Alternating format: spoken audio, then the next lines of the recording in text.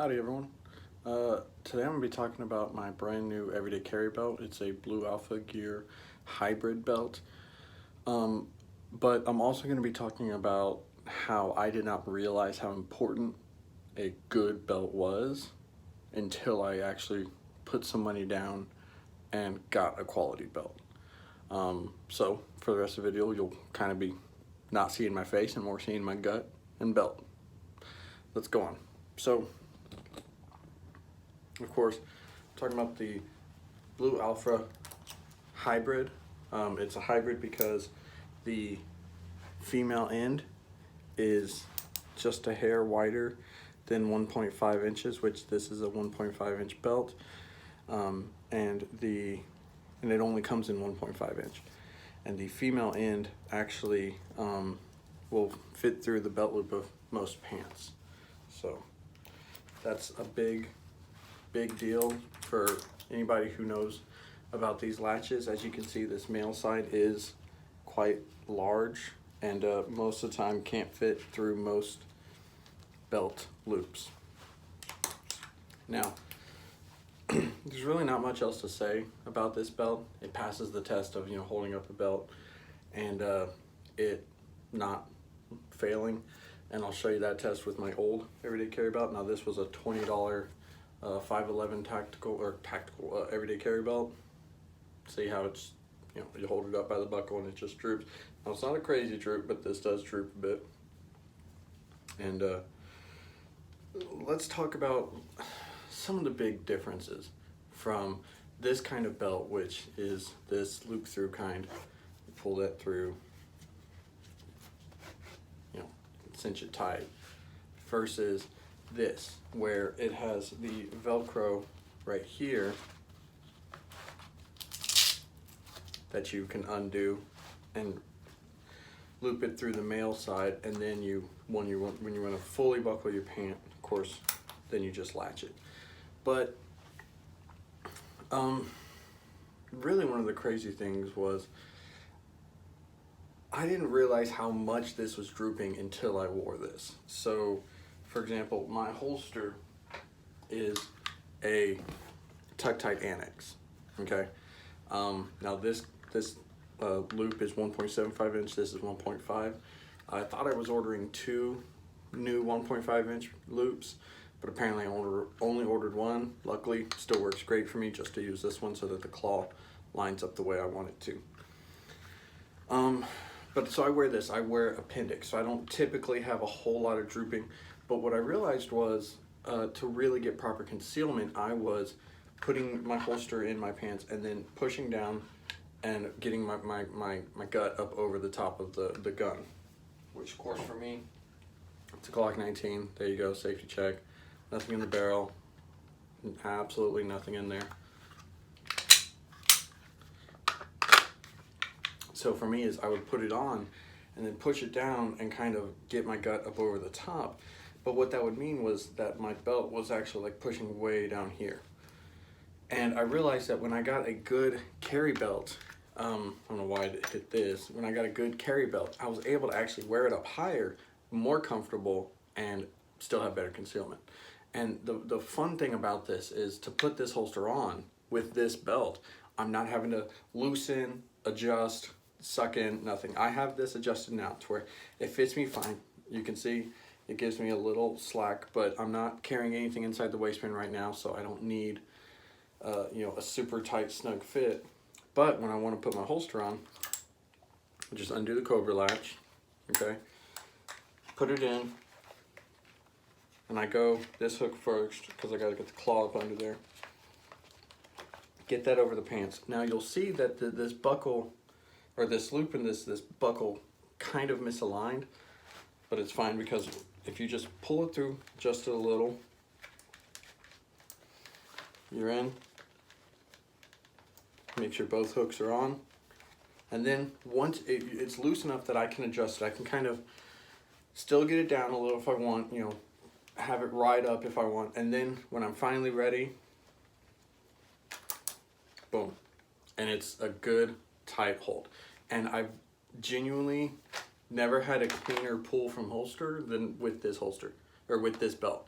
Meaning when I go to pull this, there's no, like, the belt comes, you know, with the holster. It's the gun just comes straight out the holster. And I don't have the loosest retention on this holster. See, and I'm able to even pull it out with essentially keeping most of my shirt still tucked in. Let me get my belt back together. But you can see I don't have the weakest. There it goes.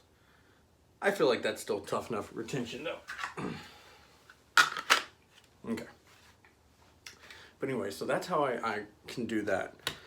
Another great thing about this belt is I run at home the Alien Gear paddle holster. Now, of course, I also have a wall mount next to my bed, so I can, of course, just take the holster off, hook it up to my wall. Most of the time, this stays in my nightstand drawer, and this stays connected to my wall. So what I can do when I come home from work and want to be comfortable, which I can't carry at work, this is another good thing, because when I'm leaving work, you know, I can put my holster on even in my truck and as I'm leaving work, so that I'm not breaking any of my work's rules.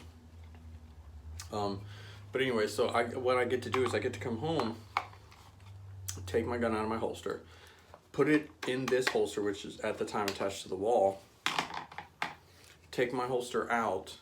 So the entire time my gun is properly holstered, following all safety rules, trigger covered and everything. And then if I want to switch to paddle holster, I literally can just undo my belt just a hair.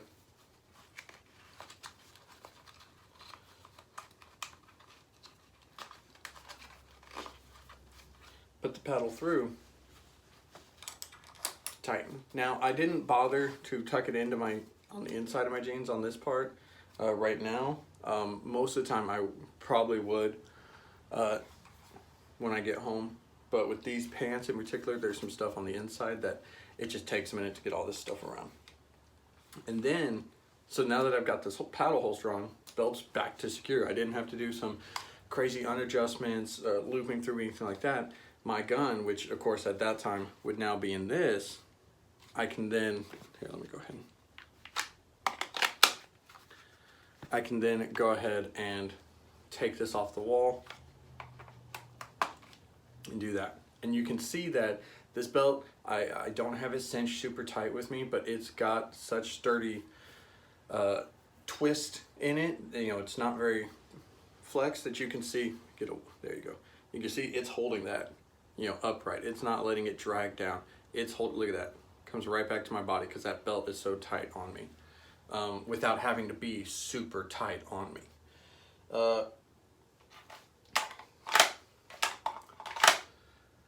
And that's got pretty good retention on it. You can see the belt moves a little, but again, that's because it's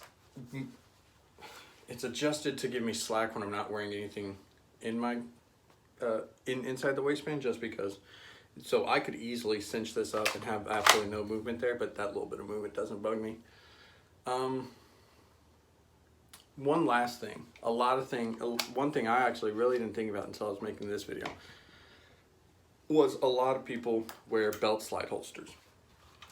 Now, I'll tell you this, for the Alien Gear, this is the trigger guard piece, because I currently have the belt slide parts being used for a separate holster for a Ruger. But this belt slide piece, this side in particular, is wide enough that the male side, or I should say the female side, can fit through. So if I wanted to, I could loop this. I'd have to take my belt off all the way and then loop it through on the side. But of course, that's every kind of belt loop. But the reason I bring that up is because not every belt slide part, or every belt slide holster or carrier, is going to be able to fit around the Cobra latches. Meaning, you will have to take this off, all the way off, undo the Velcro, and string it out of the male part of the Cobra buckle, and then redo it. And personally, I just don't do that because I have it set perfectly where I wanted. Now you could always, I don't know if you want to do this, what you could do is turn this around on the part that no one's going to see and put a mark here with something. You know, if this is black, so maybe a white marker or something. And that way you know where to take it back to as like your, okay, this is where I almost always have the belt. You can see I tried doing that with my old 511 belt. I literally laced it through one day, and once I had it laced through to the part where I wanted to wear it, I just traced the piece. But with the problem with this belt was over time, over strain, it would kind of work its way out. Not crazy amount, but enough for me to notice, and enough for there to be movement when I went to draw. At this point I'm rambling, so I'll let y'all enjoy my brand new first order TIE Fighter hanging up there, and I'll say have a good one.